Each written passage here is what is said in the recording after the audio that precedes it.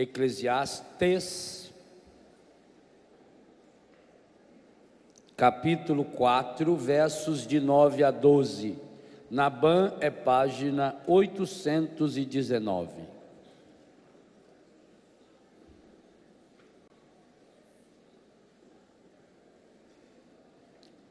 Dois homens juntos são mais felizes que um isolado, porque obterão um bom salário de seu trabalho.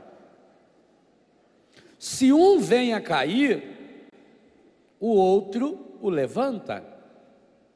Mas ai da pessoa solitária, se ela cair, não há ninguém para levantá-la. Da mesma forma, se dormem juntos, obviamente está falando em matrimônio, aquecem-se, mas um homem só, como se há de aquecer? Com edredom. Versículo 12. Se é possível dominar o homem que está sozinho, dois podem resistir ao agressor. E um cordel triplicado não se rompe facilmente. Vamos repetir essa última frase? Um cordel triplicado não se rompe facilmente. Palavra do Senhor. Eu acho esse texto espetacular para a espiritualidade conjugal. Olha a sabedoria do autor. Olha o versículo 12, como ele é progressivo. A pessoa sozinha é fraca. Um homem sozinho é dominado facilmente, se é possível dominar o homem que está sozinho. Dois, marido e mulher, podem resistir ao agressor. Um ajuda o outro. Esse agressor aqui na Bíblia é sempre um encardido. Agora essa terceira frase eu acho estupenda. Um cordel triplicado. O que é um cordel? É uma corda. Triplicado é uma corda tripla. Formada por quem essa corda? Você, sua esposa ou seu marido e Jesus. Lembra aqui a cena? Era um cordel triplicado. O marido, a mulher e Jesus. Esse é o grande segredo. Essa é a maior necessidade, principalmente dos casais cristãos. Para isso é preciso, primeiro, se convencer de que o matrimônio é uma realidade sagrada. Não é uma invenção humana. Sabe, gente, o que é triste nesses ataques do encardido? É essa ideia de que o matrimônio é uma invenção humana e pior, que está na linha dos direitos humanos, aonde ensina o desquite, ensina o divórcio, o direito ao adultério, o direito à separação conjugal, o direito à infidelidade. Isso aí tudo virou direito. Primeiro a lei, o casal não quer mais viver junto, divórcio. A lei aprovou o divórcio, aprovou o desquite e favorece o tempo todo o fim da família. É intencional que a televisão vá trabalhando, por isso eu escrevi o capítulo Saber Ver TV, aí nesse livro, ensinando, dando algumas pistas para os pais, para que eles tenham de fato domínio da televisão. Eu digo aí que os filhos jamais deveriam ter acesso ao controle remoto da televisão. Digo aí que filho jamais deveria ter televisão no seu quarto. Nem jovem, nem criança, e muito menos adolescente. Porque primeiro que ele afasta-se da família, ele se isola lá dentro. E depois lá no quarto dele ele assiste o que ele quiser, o que ele bem entende. E fala aí que até e falo com a experiência de Betânia, o quanto os desenhos animados acabam provocando jovens drogados. Quantos desses nossos jovens drogados são filhos dos desenhos animados que assistia na infância? Porque, infelizmente, a televisão é uma babá barata. Você só paga o preço de comprar uma televisão, se tiver uma parabólica, comprar uma parabólica, e depois pagar a eletricidade. A televisão não gasta menos que uma lâmpada. Então, é barato deixar o filho lá vendo televisão. Só que eu escrevo aí, esse barato sai caro, a longo prazo. E principalmente a senhora e o senhor que trabalham fora, e que deixam uma babá cuidando do filho, uma moça, uma senhora cuidando das suas crianças. Também aqui tem que estar muito bem definido o que a criança pode assistir, porque é claro, eu, ao invés de ficar cuidando da criança, eu vou lá, ligo a televisão num desenho animado, a criança fica lá feita uma bobinha, retardadinha lá o tempo todo na frente da televisão, assistindo aquilo lá, e eu estou aqui lendo a minha fotonovela, lendo a minha revista, lendo meus livros de autoajuda. A criança, quando vê uma mocinha, uma atriz de mini saia, ela não tem malícia, ela quer colocar uma mini saia, porque ela acha bonito, porque chama atenção. Então põe lá uma sainha bem curtinha, põe uma meia toda colorida, cheia disso. Criança, ela está fazendo isso porque está achando bonito. Criança é lúdica, criança contempla. Olha, eu vejo lá em casa, a gente cria galinhas de raça, quando as crianças ficam olhando para as galinhas. Pai, que lindo, mãe. Olha, mãe, ela tem pena na cabeça. Olha, mãe, ela tem pena no pé. Olha que cor, mãe. Olha que bonito. Olha o tamaninho, mãe. Adulto não. Adulto olha e fala: vocês vendem isso aí? Vocês comem? Quanto custa? Adulto perdeu a capacidade de admirar. A criança não. A criança acha bonito. Mas é tão triste ver uma menininha de 6, 7 anos de idade, de 4 anos de idade, vestida como prostituta. Faz menos mal você carregar uma criança pelada na rua, faz menos mal carregar uma menina de 6, 7 anos de idade peladinha, porque o corpo de uma criança pelada, a não ser que você seja desequilibrado, pedófilo ou alguma coisa pior ainda, para você sentir alguma atração. Agora, quando a menininha de 4 ou 5 anos está com aquela mini saia, com aquele bustier, que não tem seio, mas põe bustier, com aquela coisinha no cabelo, que a atriz da novela, principal atriz, usa, quando você olha para ela, o seu inconsciente enxerga a prostituta. Como é triste ver uma mãe que veste, às vezes para ir na igreja, veste a sua filha de prostituta. Que pena. Amanhã ou depois ela vai cumprir aquilo lá, e vai ser aquilo que... Porque falta triplicar essa corda. Aí que eu estou falando antes e continuo agora, do ver com os olhos de Jesus. Como será que Jesus assistiria um desfile de travesti? Condenaria? Não. Vinde a mim, vós que estáis cansados, sem força eu vos aliviarei.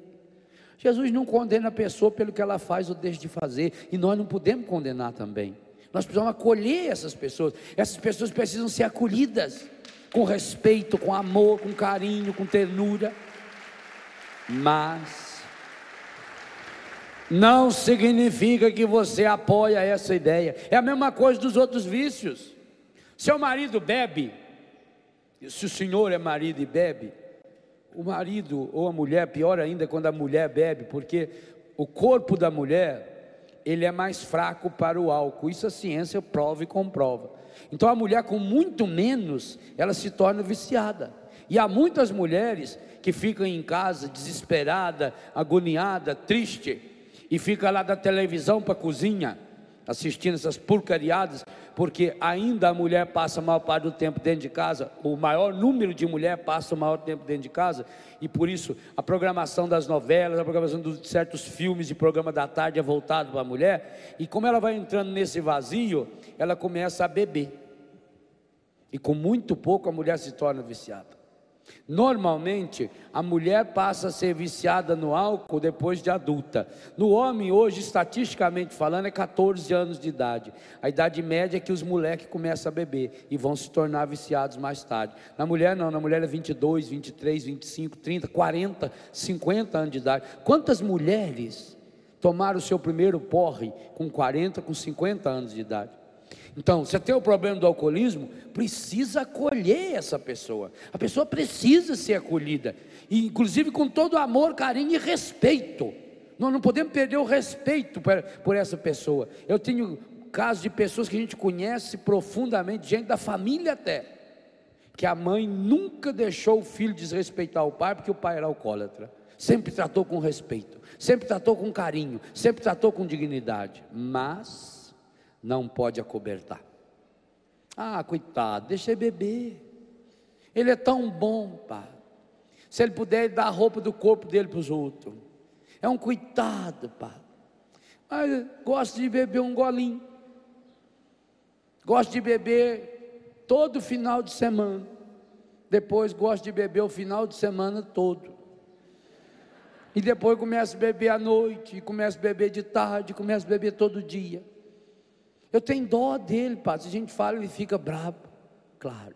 Primeira coisa, não fale com o bêbado quando ele estiver bêbado. Quando ele estiver bêbado, falar para a senhora que ele é o atual presidente do Brasil, sem nenhuma analogia à bebida, acredite. Com bêbado, você não dá trela. Não se discute com bêbado. É a mesma coisa que dá banho em porco. Chegou bêbado, larga ele lá, deixa dormir. Se você não aguentar o bafo, põe ele para dormir lá no chiqueiro, em outro lugar, né? E depois tem que falar com essa pessoa, porque o alcoolismo é uma doença, precisa ser tratado. Como é que Jesus enxerga um alcoólatra? Com amor, com carinho, com respeito, com dignidade, mas com dureza. Não pense você que Jesus vai passar a mão na cabeça, dizer, ah, coitado, deixa eu continuar bebendo, o que tem?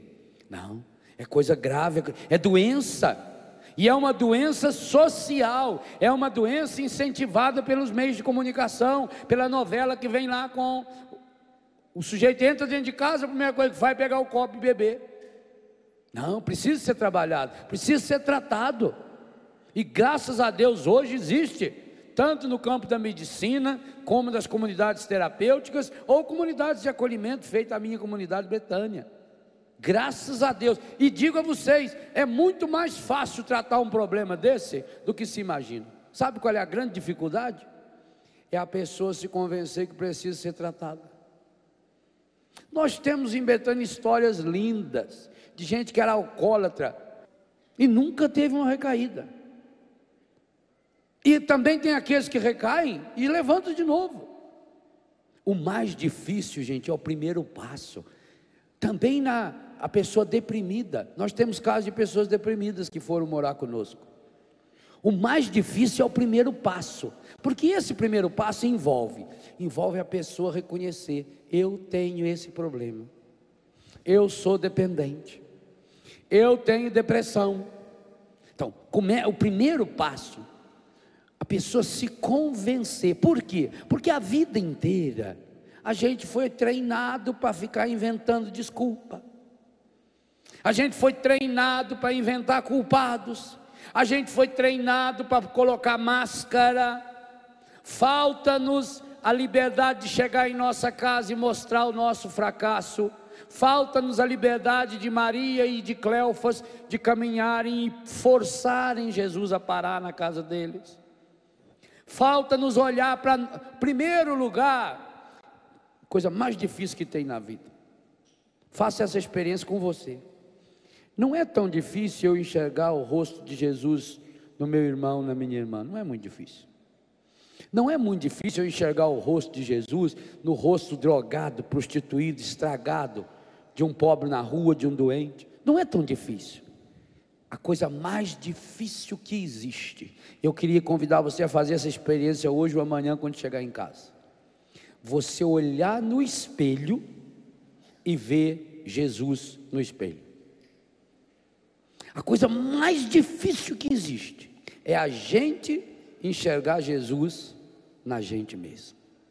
É muito difícil. E esse passo é fundamental, porque enquanto eu não enxergar Jesus em mim, eu não me amo. E quem não se ama, não ama ninguém. Por isso Jesus falou: amar a Deus sobre todas as coisas e ao próximo como a si mesmo. E na outra passagem ele altera o como a si mesmo: como eu vos tenho amado, assim também deveis amar-vos uns aos outros. Por que Jesus faz essa mudança na lei do Antigo Testamento, que é o primeiro e o segundo mandamento? Jesus mudou porque muitas e muitas vezes você não se ama. Sabe por que você não ama sua mulher, não ama seu marido, não ama seu pai, não ama seu filho? Porque você não se ama. Escreva um capítulo especial sobre isso. Quem ama, cuida. Você não se cuida. Você come fora de hora, errado. Você chega em casa de noite, come comida gordurosa. O médico já falou que você está com um problema sério. Falou que você não pode comer doce. Quando não tem ninguém, você vai lá e assalta a geladeira. Está enganando quem? Assim. Você não se ama. O maior problema meu e seu, por que a gente precisa de cura interior? Por que Deus está me dando esse ministério há muitos anos de trabalhar com cura interior? O maior cobaia da cura interior que eu escrevo nos meus livros sou eu. Porque eu vou percebendo o quanto eu não me amo ainda. Eu gosto de mim, é diferente. Me acho uma simpatia às vezes. Tem hora que eu me acho um horror. Tem hora que se eu pudesse eu enfiava a mão na minha própria cara. Não faço isso porque dói. Senão faria. Mas não me ama ainda. Porque quem ama, cuida. Quem ama, vai tirando aquilo que não presta. Quem ama se assume. Porque a gente não se ama, a gente come fora de hora, a gente bebe o que não devia, a gente fuma. Uma pessoa que fuma não se ama. Eu sei que é duro falar isso, porque eu fui fumante durante não sei quantos anos, fui besta até não poder mais. A pessoa não se ama. Como é que, se está escrito no maço de cigarro, esses dias eu vi uma foto no maço de cigarro, misericórdia, não sei como é que autorizaram para uma foto daquela, um homem com um toquinho de perna aqui, e aqui cortado aqui assim, doença do cigarro. Cada cigarro tem 4.720 substâncias químicas, das quais pelo menos umas 40 cancerígenas, inclusive o produto que usa para fazer água de bateria para pôr no carro tem dentro do cigarro. 4.720 substâncias químicas. A maconha é 6 vezes pior do que o cigarro. 6 vezes pior. Isso é a ciência que afirma. Isso que eu estou falando para vocês é ciência, não é fé não. Como é que uma pessoa que vê no maço de cigarro um desenho daquele, que vê uma criança toda deformada que aparece no maço de cigarro, que sabe que o cigarro dá câncer, que sabe que o cigarro causa impotência sexual, que sabe que o cigarro acaba com os dentes da pessoa, como é que ela continua fumando? Porque não se ama. Então nós não podemos condenar essa pessoa, porque a pessoa no fundo vem e fala para mim, eu também não sei, porque eu também não me amo ainda como deveria. Padre, como eu vou fazer para me amar? Só tem um jeito. Quando eu olhar no espelho eu tenho que enxergar Jesus. E para nós católicos isso não é muito difícil, porque nós comungamos. Jesus disse: o que fizer ao menor dos meus irmãos é para mim. Isso vale para você também. Na hora que você comunga, que Jesus entra dentro de você, o seu corpo inteiro se transforma no corpo, sangue, alma e divindade de nosso Senhor Jesus Cristo.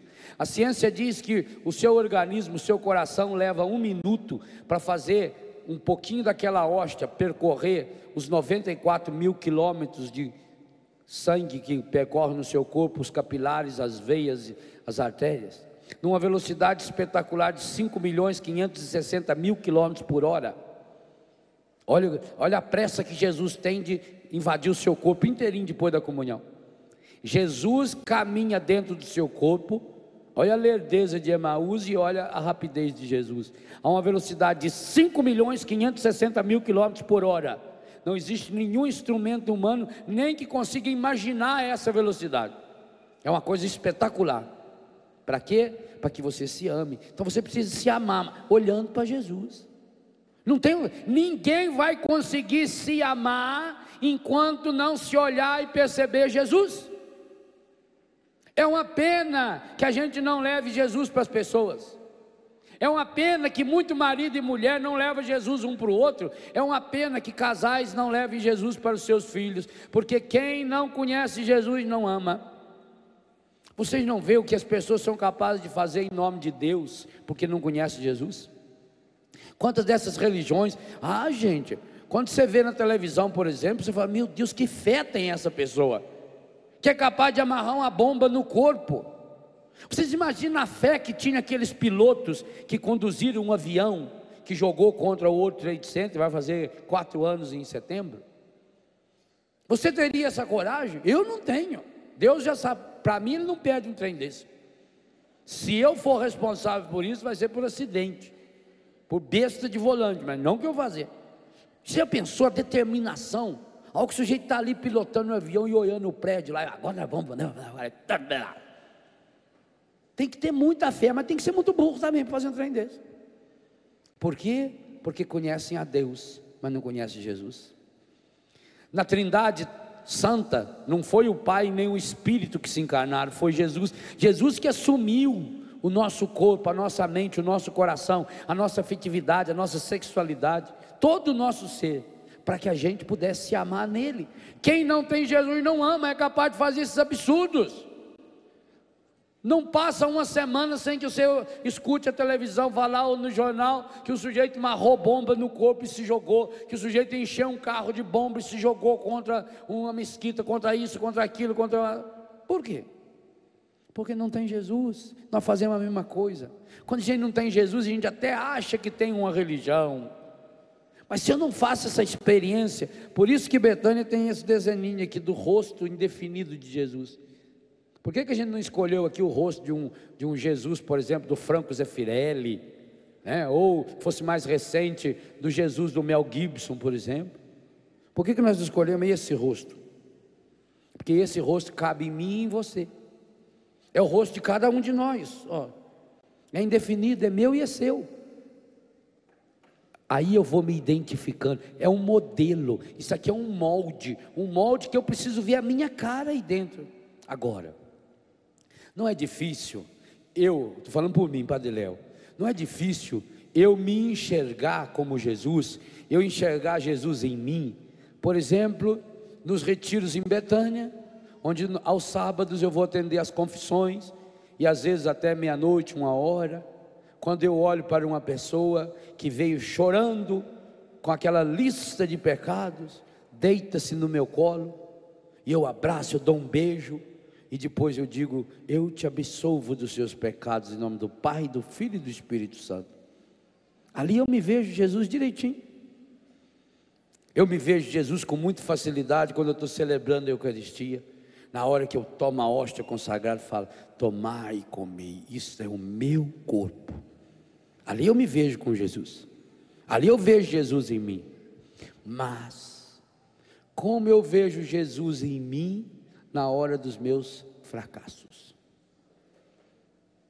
na hora dos meus pecados, quando eu dou as minhas bolas fora, quando eu caio ou recaio, quando eu não vivo a caridade, quando eu sou impuro. Gente, como é difícil a gente se pegar no colo. Por isso que eu disse, às vezes não é difícil você pegar um menino, uma menina caído da rua e ver Jesus, mas ver Jesus em você, sabe, na hora das suas derrotas, na hora do seu Emaús, na hora que você está voltando para a sua vida. Quantas vezes eu já chorei no meu quarto, na minha capela, com os meus cachorrinhos. Quantas vezes eu já tive que parar o meu carro na beira da estrada para chorar, porque eu não tinha condição de continuar dirigindo, eu ia bater o carro, por não conseguir me acolher. A mim, eu não conseguia, olhava para mim e não enxergava nenhum resquício de Jesus em mim. Parece que eu estava até tomado já pelo encardido. Por isso vem a tristeza, vem a angústia, vem a irritação, vem a indelicadeza. E eu acredito que isso aconteça com você também. Se você não vê Jesus em você, você não vai se amar nunca, nunca. Você vai gostar de você ou não vai gostar de você. Gosto ou desgosto, mas não ama. Amar vai além do gosto. Nós já falamos sobre isso. Amor é muito mais do que um sentimento. Amor é uma decisão. Então nessa hora eu preciso me amar tomando uma decisão. Léo, eu tomo a decisão de acolher você. Eu tenho que me acolher. Mesma coisa. É muito mais fácil você perdoar alguém que ofendeu você do que você se perdoar. Eu não tenho dúvida, grande parte das pessoas doentes mentais, grande parte dos dependentes químicos, grande parte das pessoas deprimidas, é porque não se perdoaram. Não se perdoaram porque não se amaram. Então você vê aquela pessoa cabisbaixa e só punindo-se. Sabe quando a pessoa fica batendo na cabeça da parede? Mais ou menos isso que a gente faz. Oh, por que eu fiz isso? Eu não devia ter feito, eu não devia ter falado isso, eu não devia, porque quando eu era pequeno eu fiz isso, eu fiz aquilo, eu não devia, onde eu vou, aquilo eu vou remoendo na minha cabeça. É um autismo, eu vou remoendo, eu vou conduzindo aqui para dentro, e vou me apertando, e vou me punindo. Quantos aqui comem demais por autopunição? Bebem por autopunição, se drogam por autopunição, se prostituem por autopunição. Quantos? Porque não se amou. Quem não se ama não se perdoa. A gente consegue perdoar, até desculpar, porque para perdoar o outro a gente precisa desculpá-lo primeiro. Então você desculpa a pessoa, coitado, está com a cabeça quente, eu também já fiz isso, e pronto, perdoei. Às vezes você nem lembra mais, mas e você? Porque talvez aquela pessoa que ofendeu você, ela foi embora, aquilo que os olhos não vê, o coração não sente, foi embora. Mas você carrega você o dia inteiro com você. Você vai no banheiro, é você que está junto. Você vai tomar banho, é você que está junto. Você vai rezar, é você. Você com você mesmo. Então quando uma pessoa tem o seu coração marcado pela ofensa a si mesmo, e não se perdoou ainda, como é que ela vai se amar? Pois ela está o tempo todo remoendo. Ela olha para uma coisa, ela lembra do erro que fez.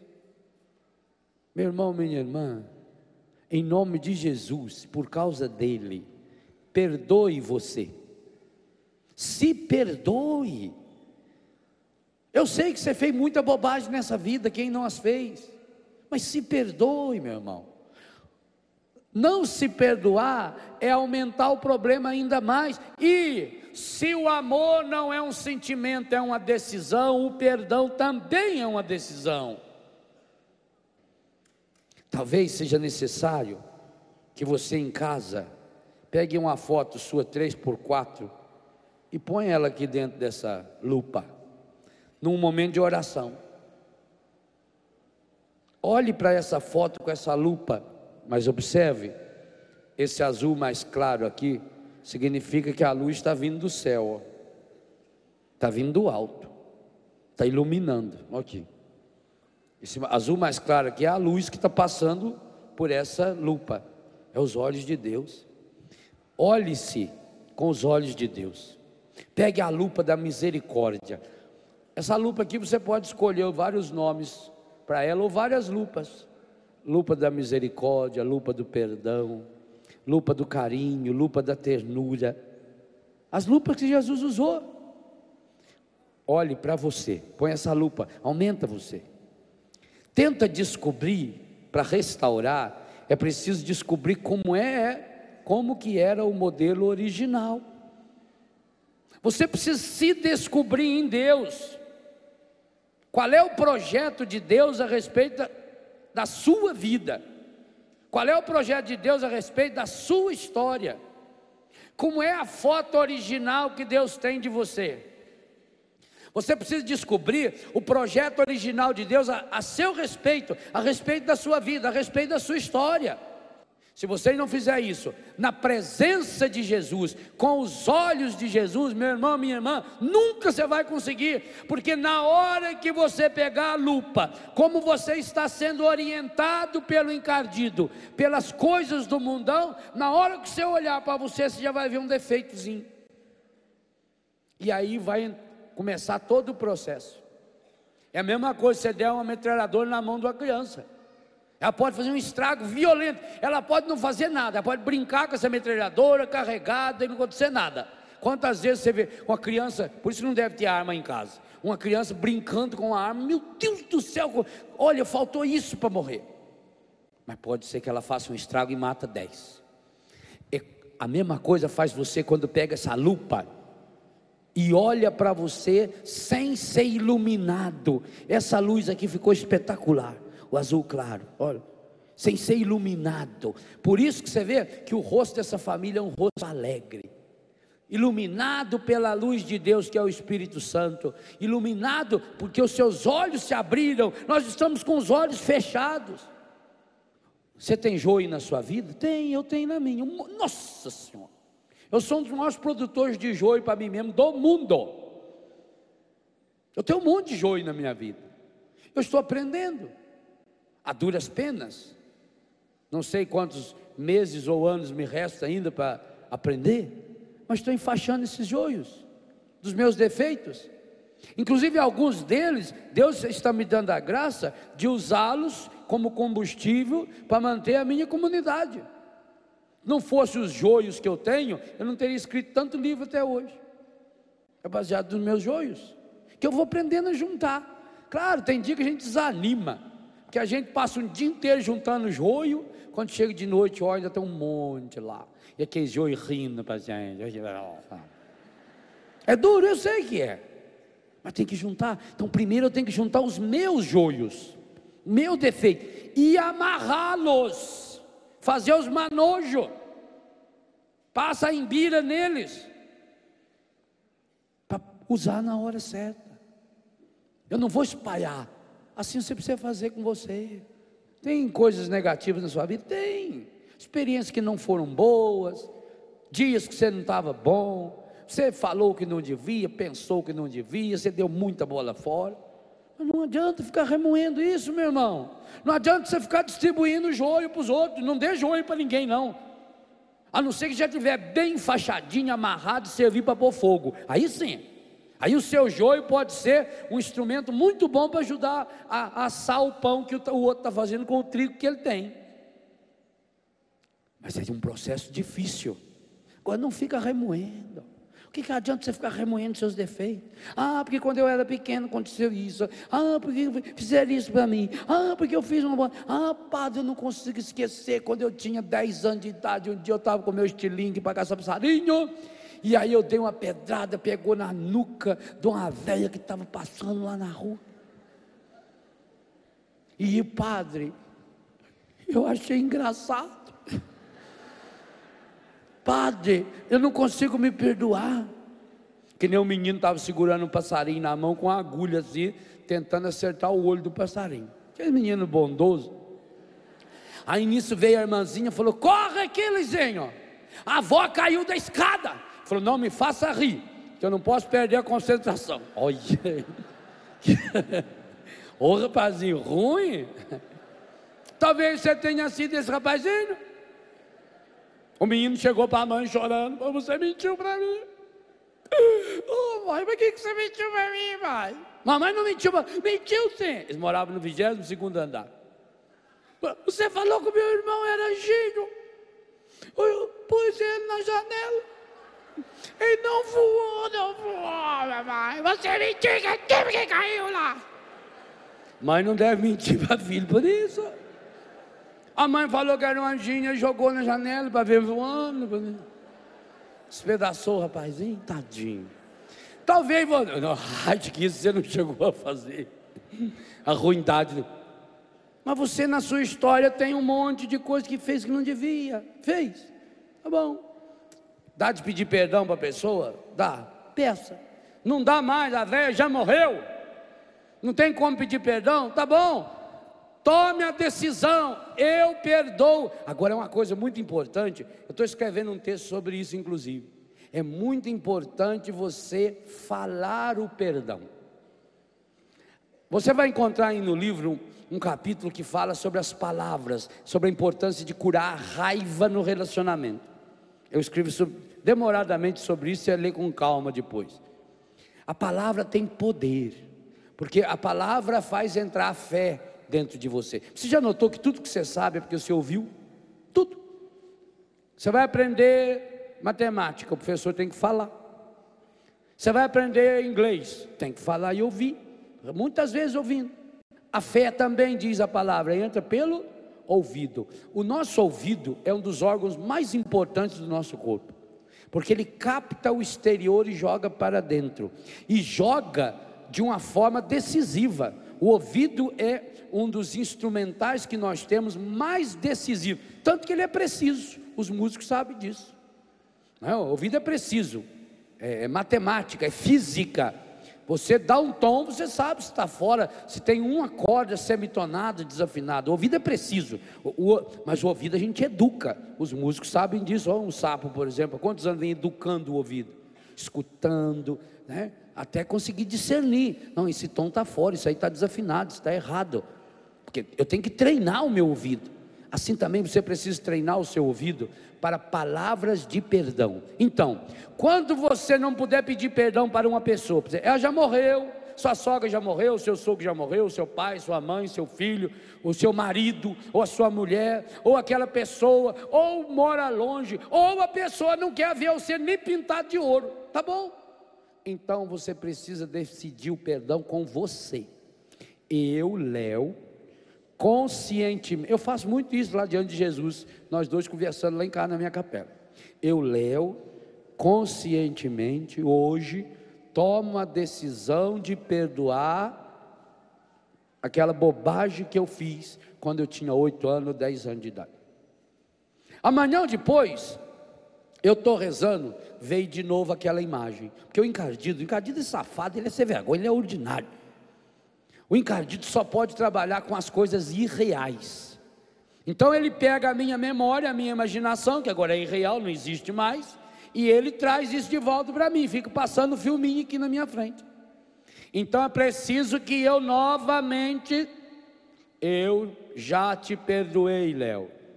Léo, fica tranquilo, porque em nome de Jesus eu já te perdoei. Eu já tomei a decisão de perdoar. Eu perdoo também aquele fulano, aquela cicrana que me ofendeu.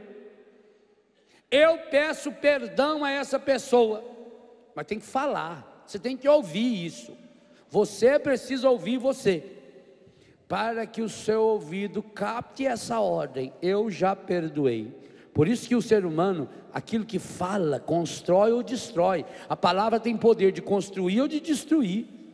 Aquilo que Deus falou para Jeremias: eu te dou uma palavra que vai poder construir ou destruir, levantar ou derrubar. A sua palavra te levanta e te derruba também. Uma palavra definida, uma palavra consciente, uma palavra amorosa, levanta você em primeiro lugar. Aliás, sabe por que muitos de vocês têm dificuldade em dizer assim para a mulher: eu te amo, ou para o marido: eu te amo? Porque você tem muita dificuldade em dizer: eu me amo, até porque não é verdade. E é triste, não pense que isso aqui é um egoísmo, não, é uma egolatria, não, isso a gente combate. Esse é o princípio do amor, é o princípio, é o fundamento do amor. Talvez você queria muito amar a sua esposa, como ela merece ser amada. Eu já ouvi isso: padre, eu queria tanto amar a minha mulher, como ela merece ser amada. Padre, a minha mulher é uma pessoa maravilhosa, o senhor precisa conhecê-la, de uma docilidade, de uma capacidade de doação, na cozinha um espetáculo, uma bondade com os vizinhos. Padre, mas eu sou um cachorro, eu não consigo amá-la como